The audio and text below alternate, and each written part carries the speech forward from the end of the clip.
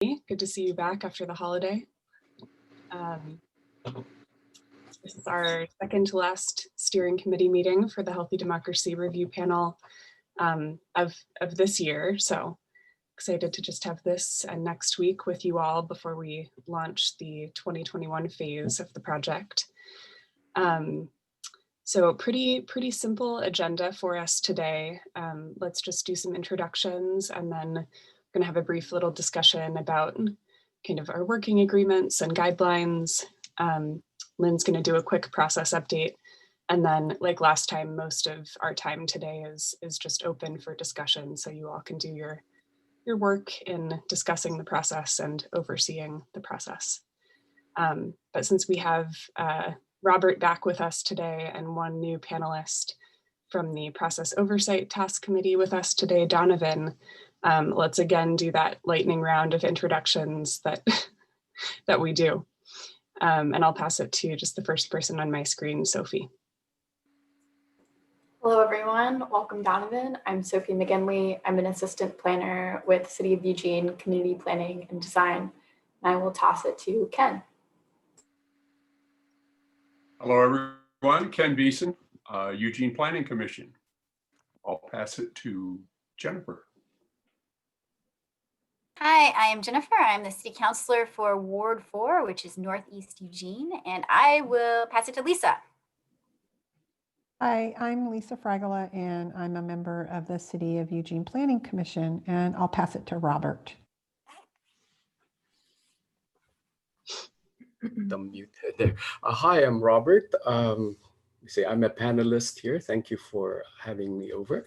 I am a technology architect, formerly a chief technology officer. My wife was born and raised here, so my involvement with Eugene has been ever since I met her. And Robert, do you want to pass it to the next person? I will pass it on to Donovan.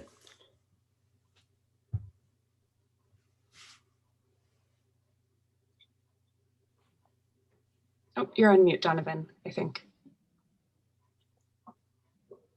At least I couldn't hear you. Okay. Oh, now I can. Can you hear me now? Mm-hmm. Yep. Great. Yeah, my name is Donovan. I live in the Bethel neighborhood in West Eugene. I'm a graduate student at University of Oregon, and I'm also a panelist. And I'll pass it on to Ed. Hi, everyone. Ed McMahon. I'm with the Home Builders Association, and I'll pass it on to Terry. Thanks. I'm Terry Harding. I'm the principal planner for community planning and design, and also the city's project manager for the middle housing code amendments. Carolyn. I am Carolyn Jacobs. I represent the Neighborhood Leaders Council. I'll pass it to Heather. I'm Heather Salicki. I represent the Human Rights Commission, and I'll pass it to Karin. Hi, everyone. I'm Karin Knutson. I'm an architect and urban designer and the executive director of Better Housing Together, which is a housing advocacy organization based here in Lane County. I also teach in the design faculty in architecture and planning at U of O. And Lynn, are you the only one left? I might be the only one left, which will be very convenient. I'm Lynn Lisa Davis. needs to go as well. Oh, Lisa, I'm sorry. Everybody knows me, program manager for Healthy Democracy. Lisa. Sorry. Yeah. Lisa already went, actually. Correct, Lynn. So yes. Take it away. Oh, I'm sorry, Lisa. I apologize.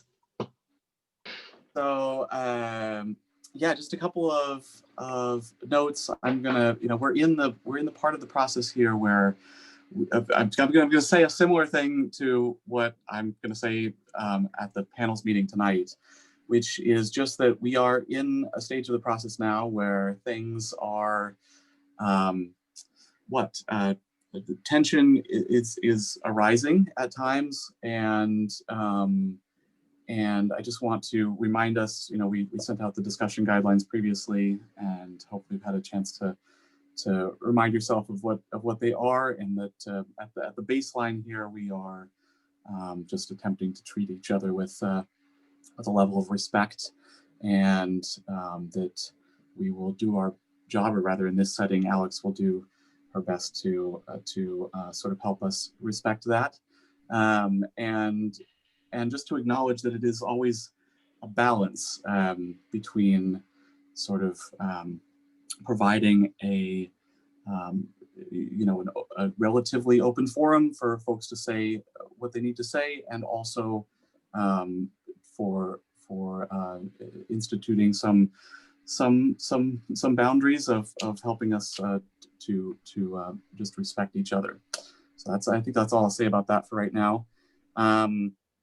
We don't always get that balance perfectly right, but we certainly have that top of mind. And now let me give you just a quick process update. Alex, if you could share the screen for that presentation, that would be fabulous. So we're in the middle of the third phase at this point. Next slide, please.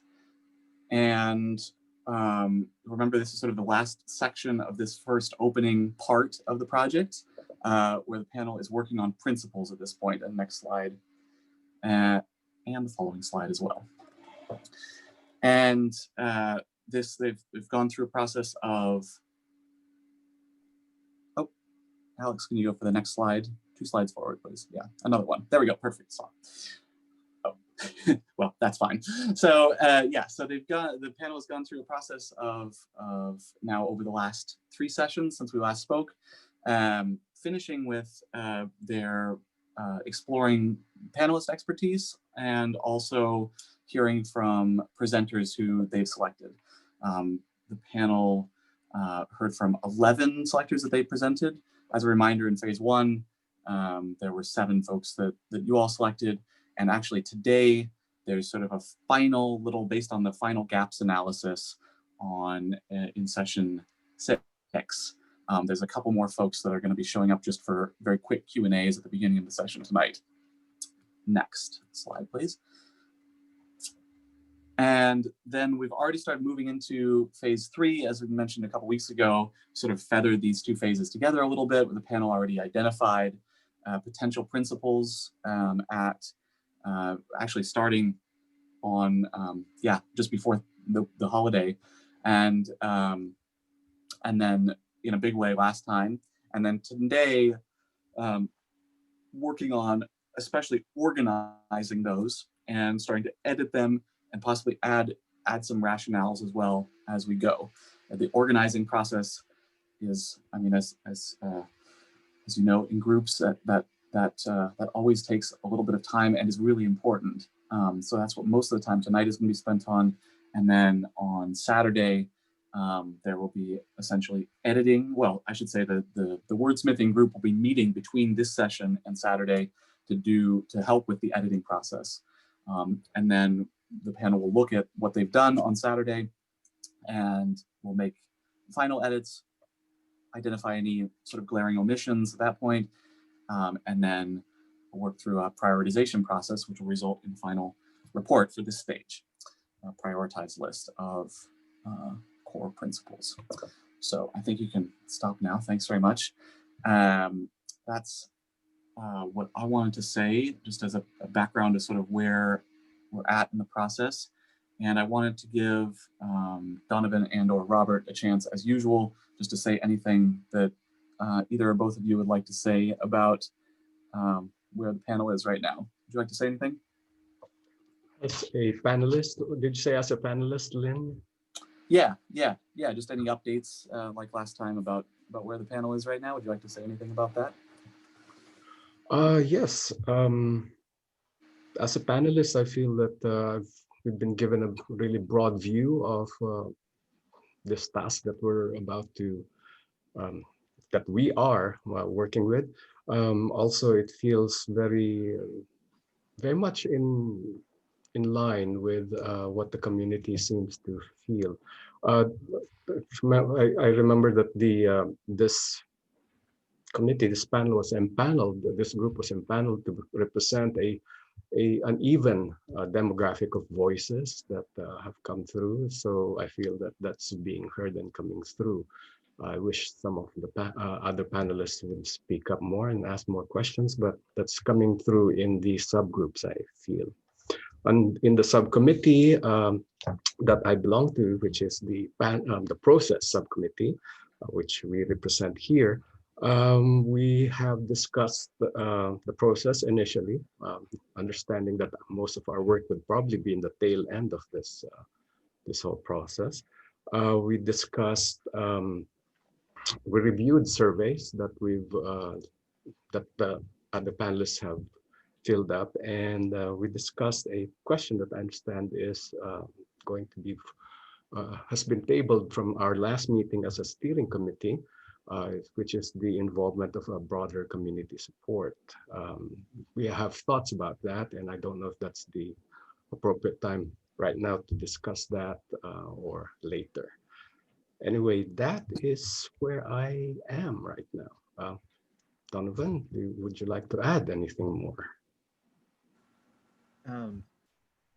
Yeah, I feel that a lot of the panelists have a pretty good idea of the history and the scope of this work, and we're all kind of hungry for some more information as of what type of specific actions that we can recommend, and what range of actions are going to be possible as a result of this work.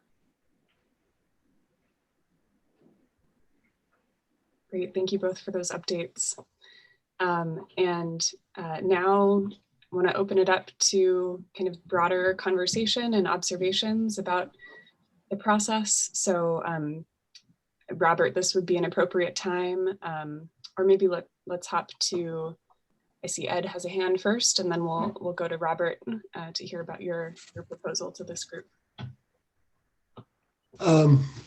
I'm totally naive to any rising tensions that Lynn referred to, and I'm wondering if I could get some more detail on that. Yeah, Lynn, do you want to be the one to share that, or do you want me to take a stab at it? I can take a stab at that. Sure, yeah.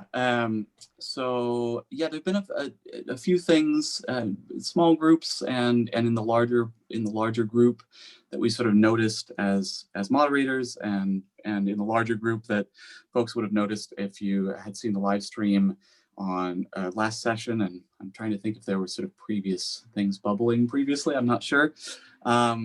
This is not unusual in any way. This is, we sort of went through 6 sessions of relative non-judgment, and well, I should say, in the last few sessions, we sort of encourage the panel to select folks who they may disagree with, who may bring up alternative points of view, and that kind of thing.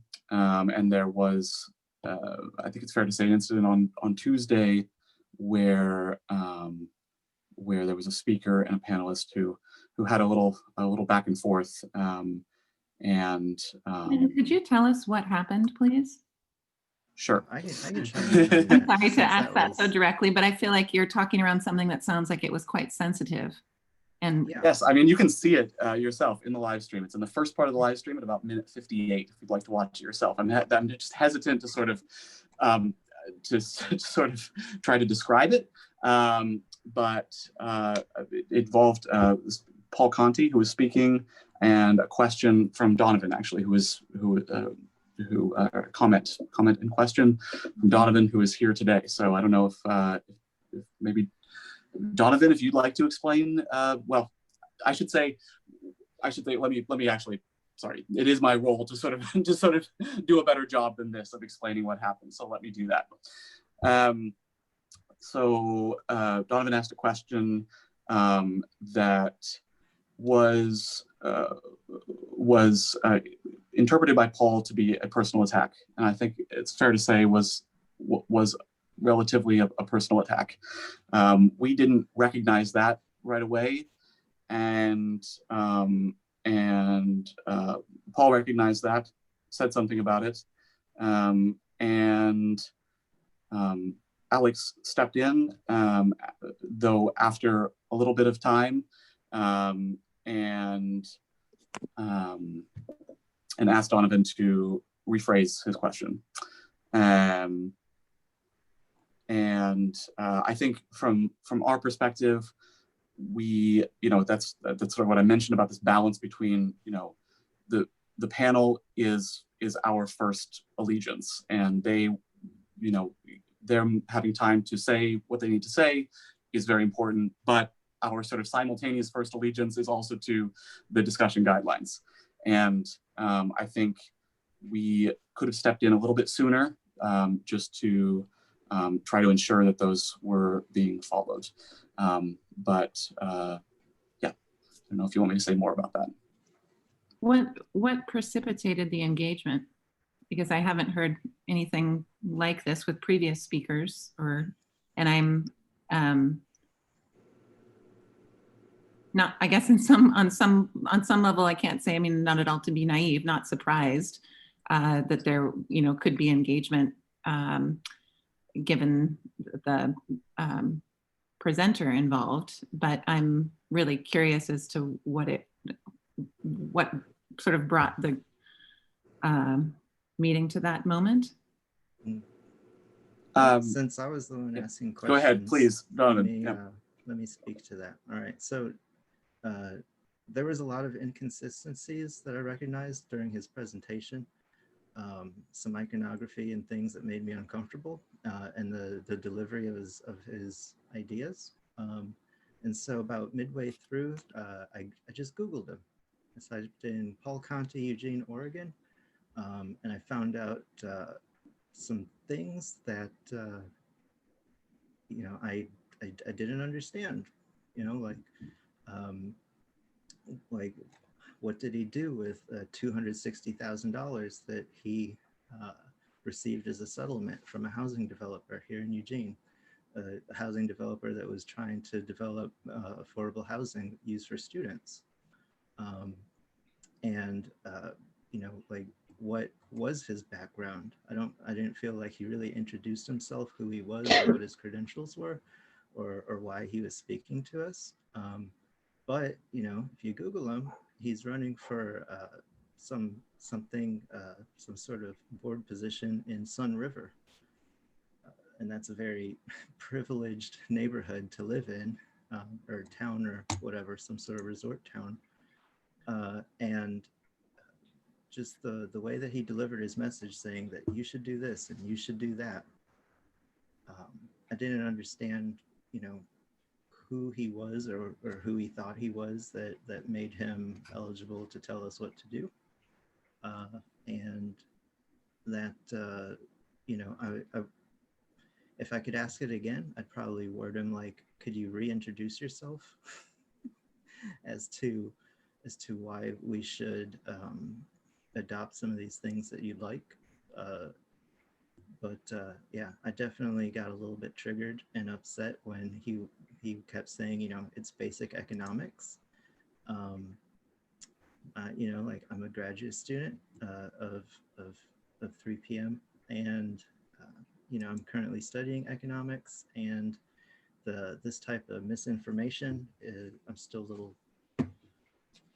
I'm just very sensitive and aware to the effects of misinformation, and I'm also aware that a number of the panelists that I serve with are not quite as educated at recognizing this, and that someone had to say something. Someone had to bring up his background. Yeah, go ahead, Jennifer. Okay. Thanks. Is it okay, or I cannot talk if it's not good right now?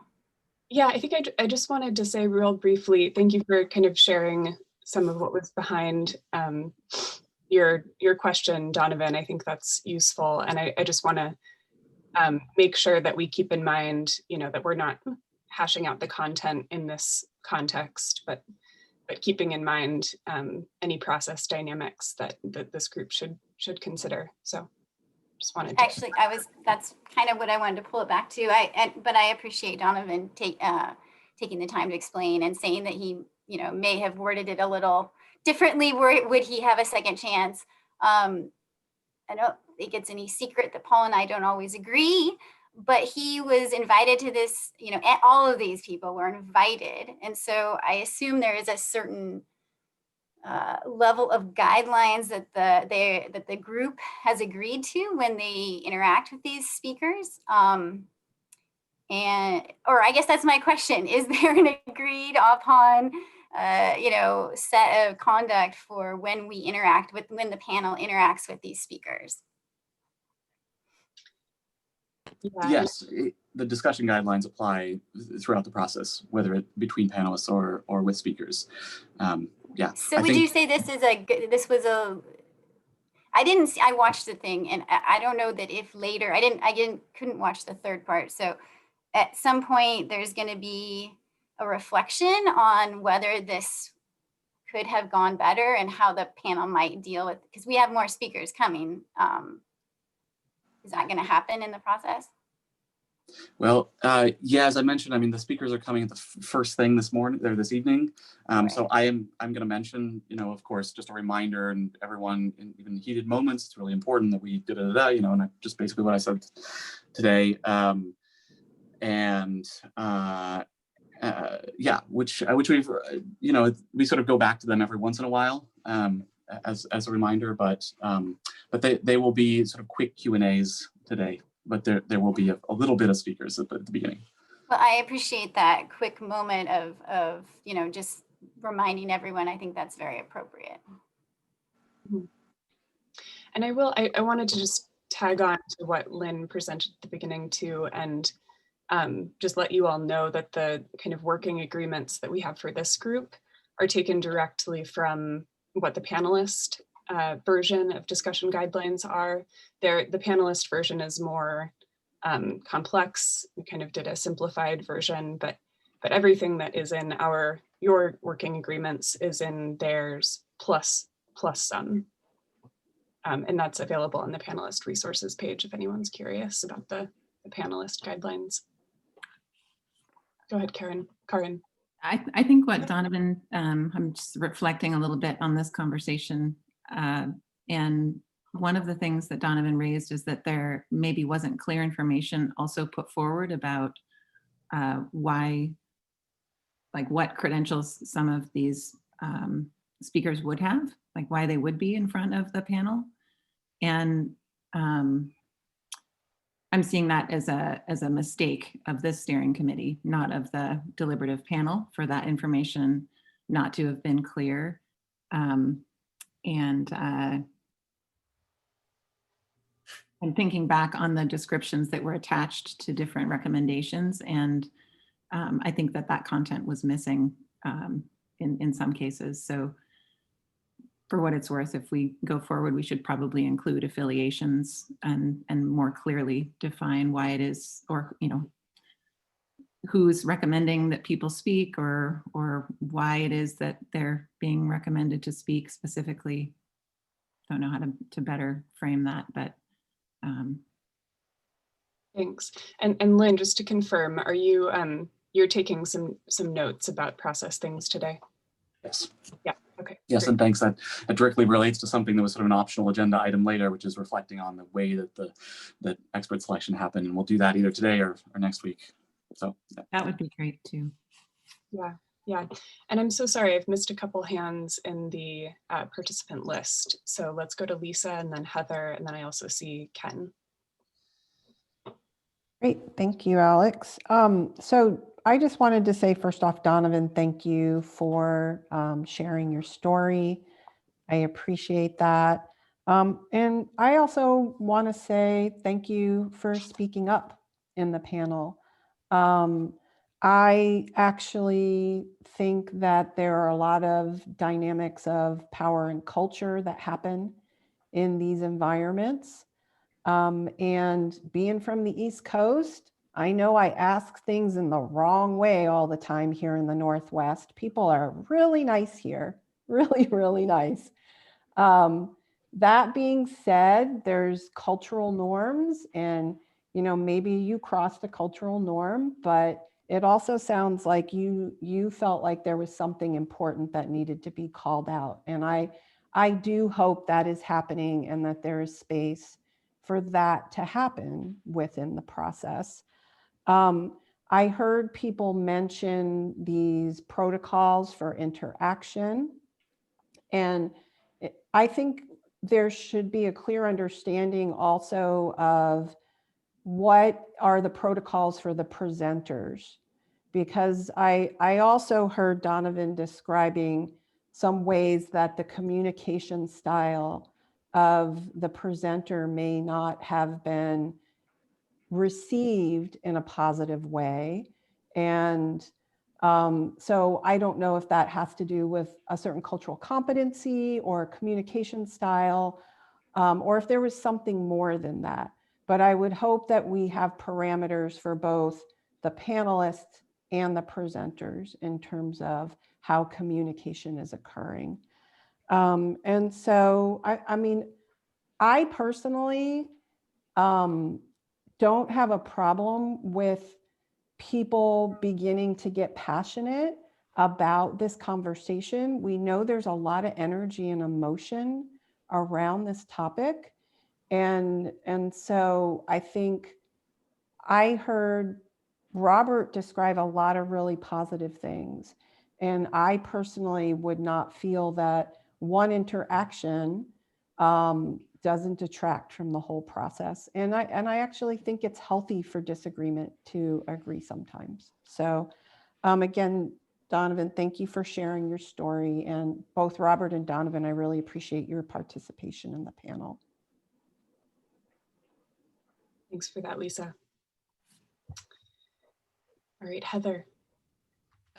I just wanted to know, did the panelists know how many votes the presenters received from the steering committee?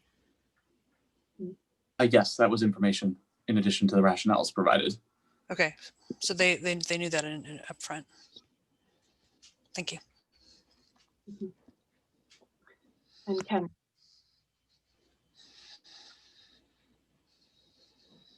Oh, you're on mute. Okay, thanks. I just wanted to follow up on what Karen said, and just I think it would be really good to if we could, for all of the people who presented to this point, put some detail together about their credentials, their experience, their, you know, others can identify, I guess, kind of what this list would be, and it probably doesn't have to be really long, but maybe to even backcast, and so it's published up on the website and available. Okay, you've got that request down, Lynn. Yep, absolutely. And I'll note what's on the public page right now is just names and if there were affiliations attached. But as you've noted, there may be a couple folks on that list who didn't have affiliations at the time attached, or it seems like you're suggesting maybe additional credentials, just explaining why, you know, how that person sort of was recommended.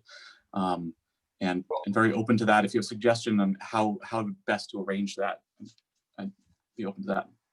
Yeah, I was listening to what Karen said, and I liked all the things that she was saying that we ought to maybe identify about people. I just wanted to clarify, maybe it would be good to identify it for everyone who has presented. Mm-hmm. Okay. So maybe if we get more into that debrief conversation today, we could make a proposal for how that happens. But now I see Carolyn's hand. Okay, I'll just weigh in also on the idea of credentials. It's a great idea, but of course we all know that it doesn't guarantee you anything about what the presenter might be telling you. You could have all the credentials in the world, and I've listened to all these panel discussions. I've listened to all of them. There were presenters with great credentials who absolutely lied to the panel. You know, there was the person who said, middle housing is illegal in Eugene. I mean, it's clearly not true, right? And I could go on, but I'm not even saying we shouldn't have credentials. I'm just saying, let's be clear that it doesn't guarantee you anything about what people are going to say. And so if the panels are sold on people's credentials, I mean, that's fine, but they have no way to judge the content of what these people with the great credentials are saying.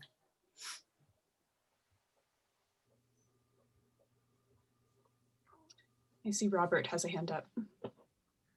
Yes, just going back to Lisa's and other comments made about this specific speaker, Paul Conte.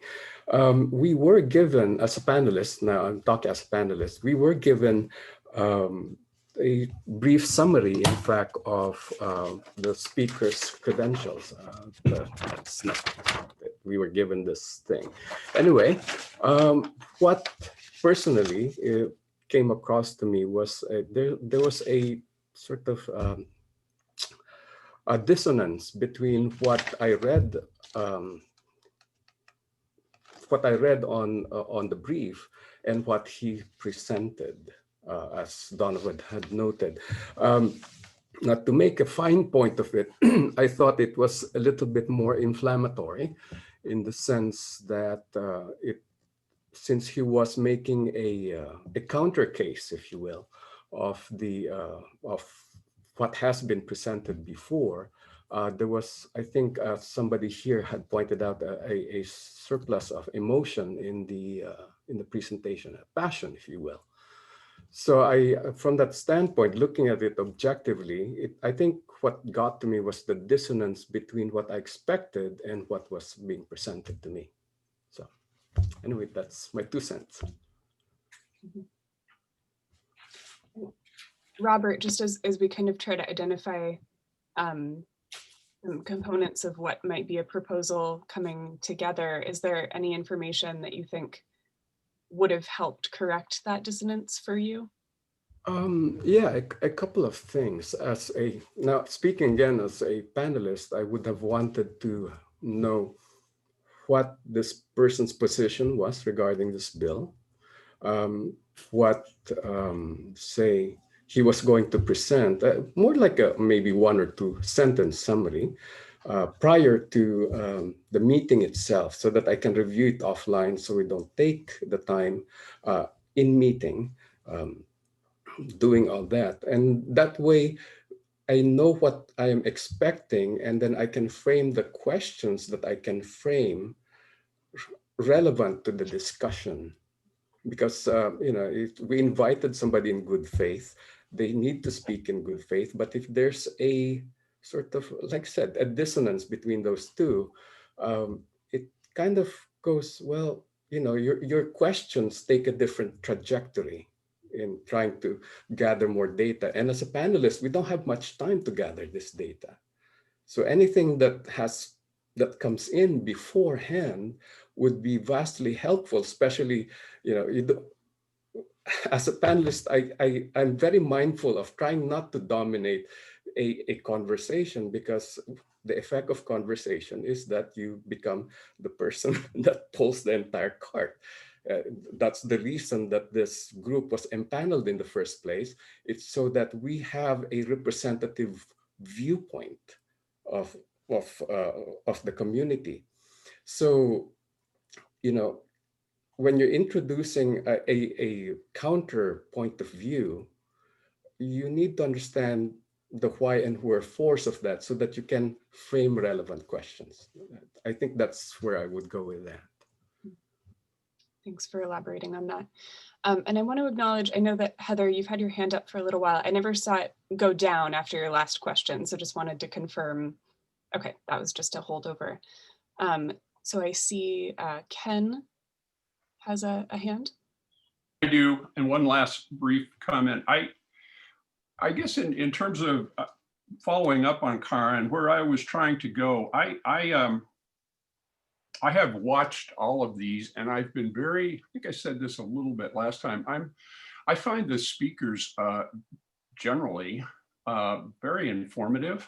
I find them very interesting. I'm not sure in the long term about how all of this will be used, but it's all up on a website. It's available to people as they find out about it as a resource.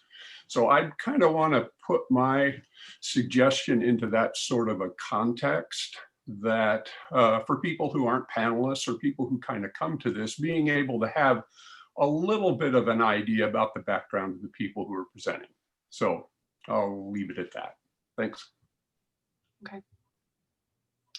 So I'm hearing a lot of energy around producing some more information about who has presented to the panel. And I'm curious, since it would be probably you all in charge of deciding what information goes public, if we can spend a little bit of time talking about you know, what we want to create in the process for creating that.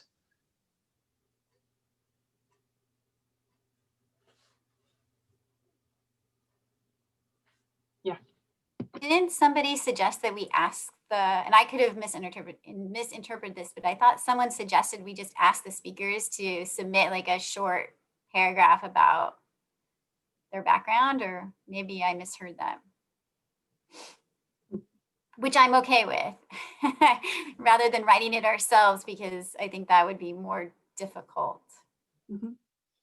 And I do think that we have bios for almost everybody who has presented. They've sent bios to Sarah, so perhaps that could be one approach. Lynn, just confirming, their bios aren't currently public, correct? They are not. They're not. We linked to their slides, but not to their bios. The bios are of extremely varying length. Of course, it was whatever people submitted. And so yeah, but we could post them just as is, as an additional link on the page, if that feels like an option, and then go out to anybody that doesn't have a bio and source that from them. That would be easy to do. Mm-hmm. Would that be a desirable sort of path here to folks? Yeah, so let's put that to a thumb vote in a second, but I see Lisa had a hand first. Yeah, I personally don't know if the bio is or was the problem in this process. I think there is probably a lot of reviewing and evaluating the process we used as a steering committee to select the individuals that presented. I think overall, you know, it sounded like things went really well. And again, I'll say, you know, one negative interaction, you know, democracy's messy, right? I'm sure that had an impact on the panel in whatever way it's going to have an impact on the panel. But I do think that there's room for us to evaluate as a steering committee our process, because when I reflect back to the process we used, the individual that we're discussing, I remember in our first voting round, I think he had a very, very low score. But then when we went through later in the process, there was a very short timeline for us to give feedback on. And I think maybe half of the steering committee actually was able to give feedback. And then when you looked at the menu that the panelists got, there actually was a very detailed explanation. And so I don't think it has anything to do with the bio or the explanation. I'm totally supportive of having a bio for all the presenters. That's very reasonable. I'm not going to write anybody's bio and represent them, right? I think we should ask them to present it. But I would like the opportunity for us as a steering committee to reflect and evaluate on our process for selecting. Yeah, absolutely. Thank you, Lisa. And as Lynn mentioned briefly, and I meant to say at the beginning of this, that's kind of our back pocket exercise for today, is to do a full debrief of how the steering committee selected the background experts. So if we have time today, it sounds like that's kind of where we're moving regardless, so we can spend as much time as you all want, you know, doing a screen share and kind of doing a formal debrief and what could be improved about that process. So definitely want to spend time on that. But I think first, if we could just, and I see Karin's hand, if we can kind of decide whether to go forward with the proposal for making public everybody's bios and whether that kind of meets this immediate need that folks are asking for. Oh, Karin, did you no longer have a comment? Sorry, I put my hand down so I would remember to do it at the end. So I know we have other things that we also have to cover today other than this. And I just opened up the 74 slides that were a part of a 10-minute presentation. Is that accurate? Were all of those slides worked through? This is Paul Conte's linked presentation, 74 slides long. I think that he stopped it before it was finished. We just gave him 10 minutes. Okay, so there's a whole bunch of extra slides then that are accidentally in the record that we should probably remove if it's not part of his presentation, right? Because people going to this website will assume that the steering or that the deliberative panel saw the whole of that presentation that's online.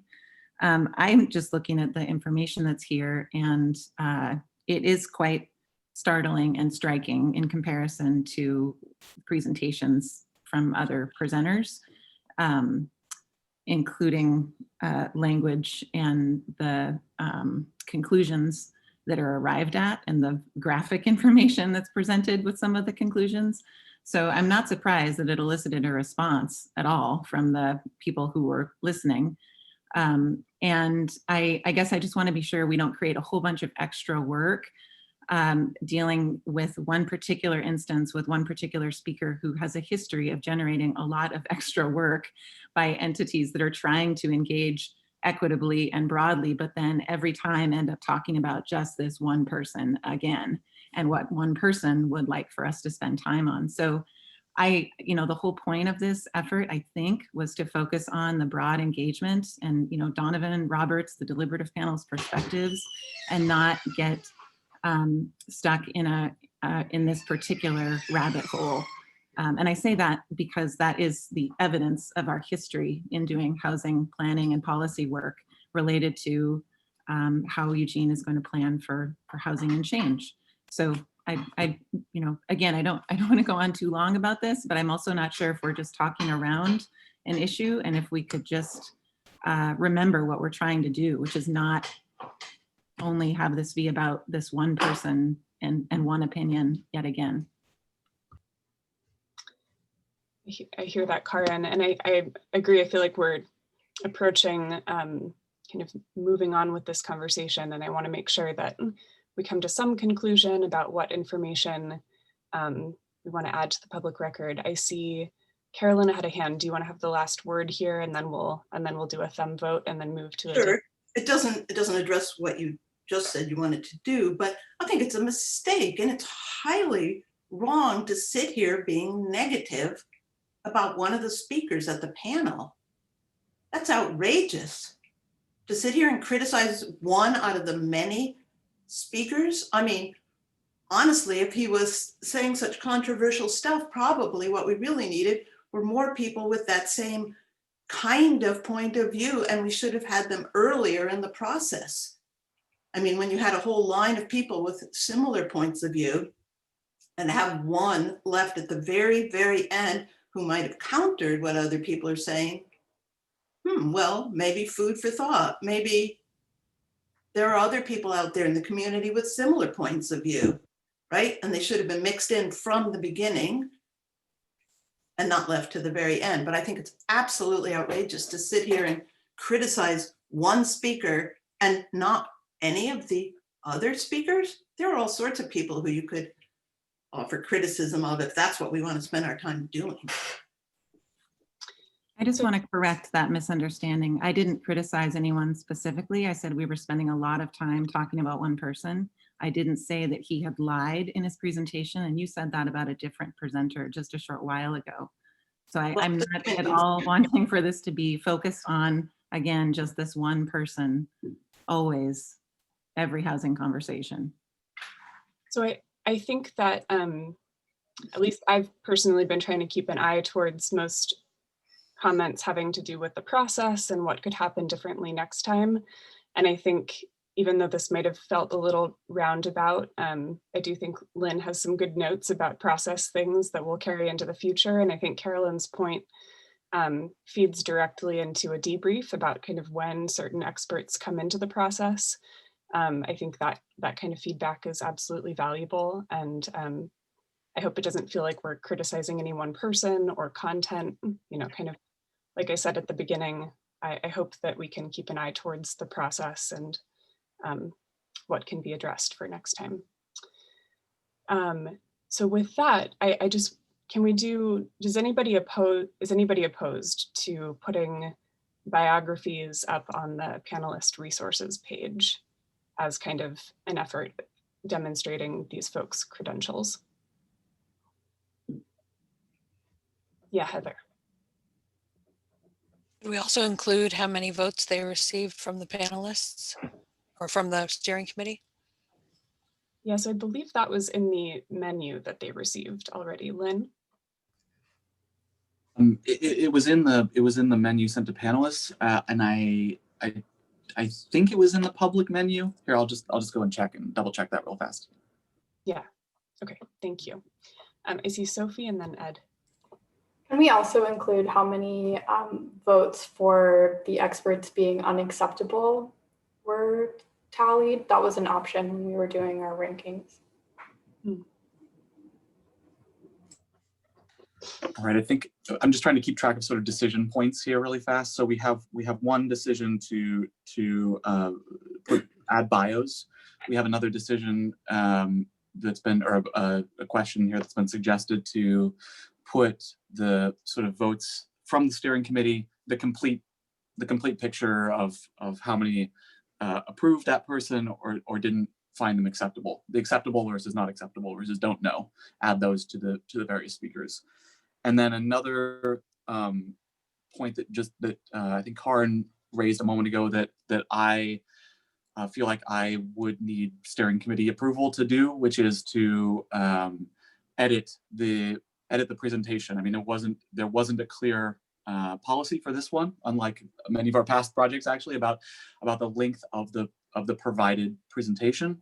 So I just want a direction from the steering committee as to whether we leave the presentation as sent to us or truncate presentations down to what folks actually presented in the room in 10 minutes. So those are the 3 decision points. And I don't know if Alex, you can help to sort of arrange a thumbs up, thumbs down on those.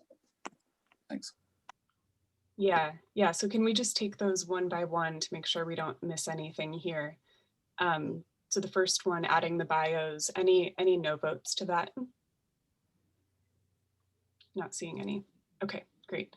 And so the second proposal to add both, or to either make sure it's already there or add the number of yes votes and the number of unacceptable votes that experts. Can I ask a clarifying question? Yeah, absolutely. Are you talking about adding the scores for presenters along with their bio, or just making sure that information is available to the panel? Putting it on the public resources page, or the public project page. I'm sorry, I keep saying panelist resources page. That's the private one. So making both bios and those votes public information. Yeah. Not with, names of steering committee members, but just numbers. So any hesitant or no votes for that? Okay. So let's hear from Jennifer, Ken, and then Karin. I just don't, I'm not sure. I guess I'm hesitant because I'm not sure either way. It feels a little, I've had to put I don't know for some folks. So I assume everyone had people like that. So there's also that kind of in the mix too. I don't know. It just feels, if we put these people forward, that there were enough people who thought it was okay that we decided to send them on to the panel, that was our criteria, that they reached that number. And if they reach that number, then I don't know that we then need to publicly shame some of them because they got fewer votes than others. I would be okay with it being accessible to the panel, themselves, but having it listed publicly seems a little inappropriate. But I'm willing to be, talked, the other way. I'm not sure. Okay. I saw some connection happening from Lisa. So let's get Ken's feedback and Karin, and then maybe formally kind of vote that up or down. I agree with what Jennifer just said.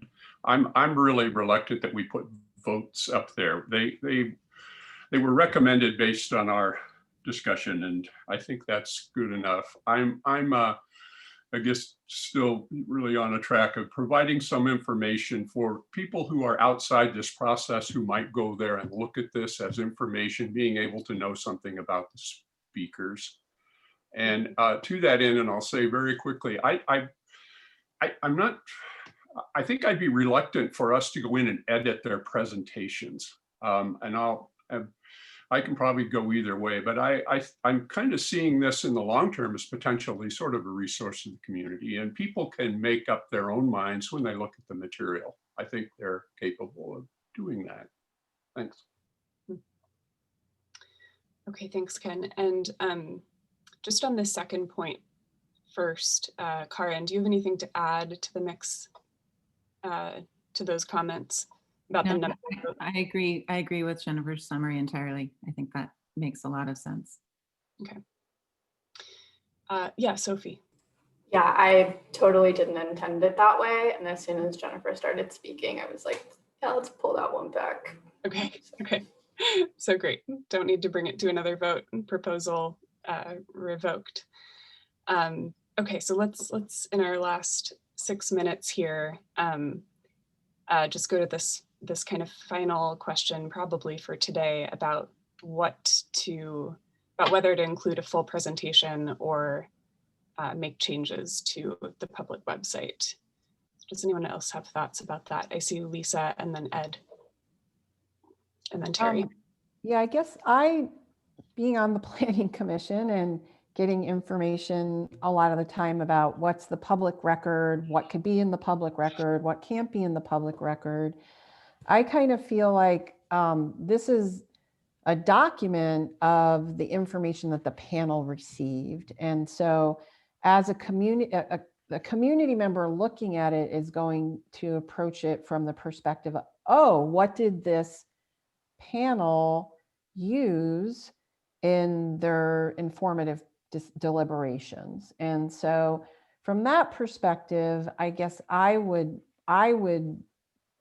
support only presenting the information that panelists actually received. If that was 15 slides, if that was 25 slides, but if there's a significant chunk of slides that were not utilized, that was an information that the panel received. And I would also say that I feel like we should be consistent about that in terms of all of the presenters, right? I'm taking a position of it from the public record and how we're sharing the process that occurred with the community. Thanks, Lisa. Ed. I agree with Lisa. Next. Terry. I agree with Lisa, and I just wanted to add that a lot of the presenters had links to further information in their slides, and that would be a way we could ask Paul to do that. Okay, Ken. Yeah, I can't tell. Okay, just one last word on that. I'll probably go with the consensus of the group.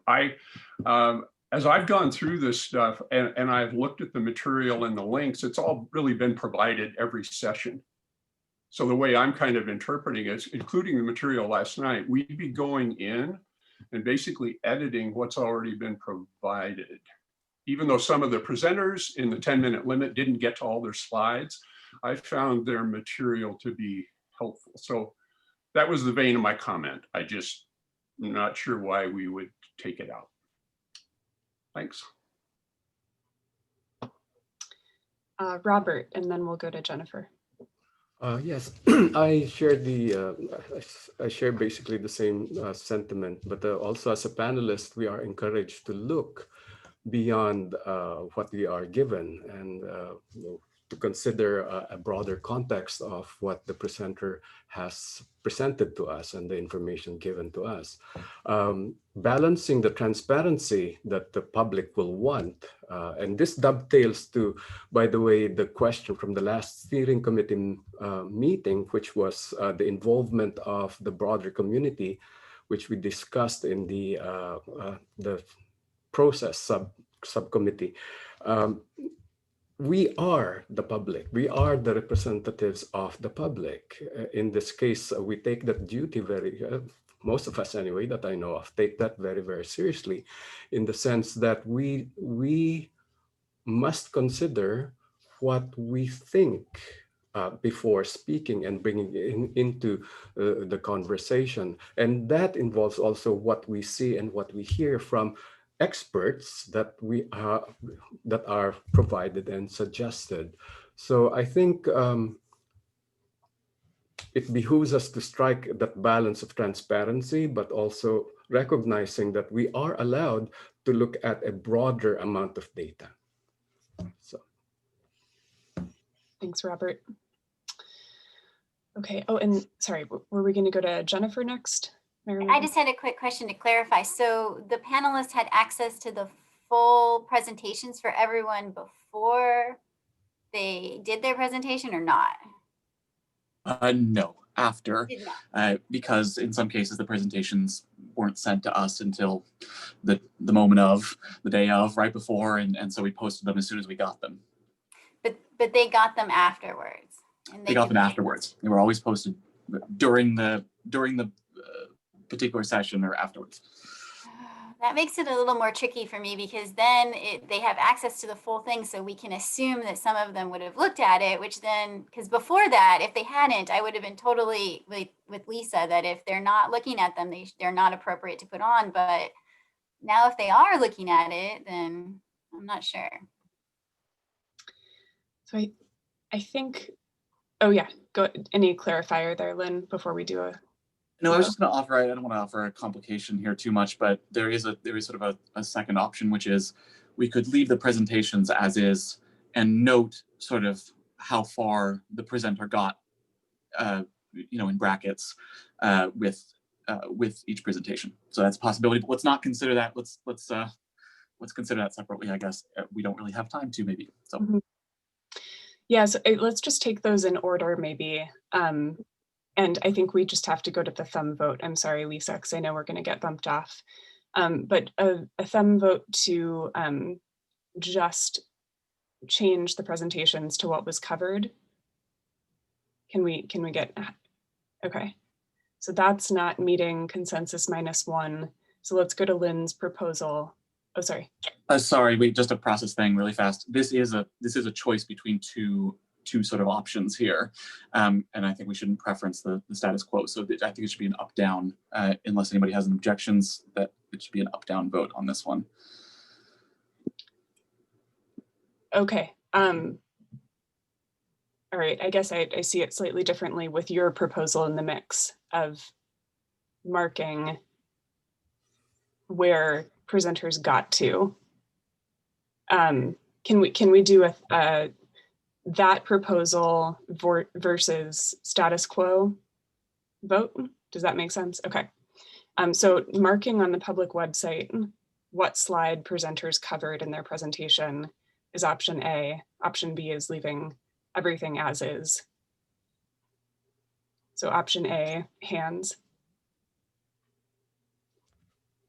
I see.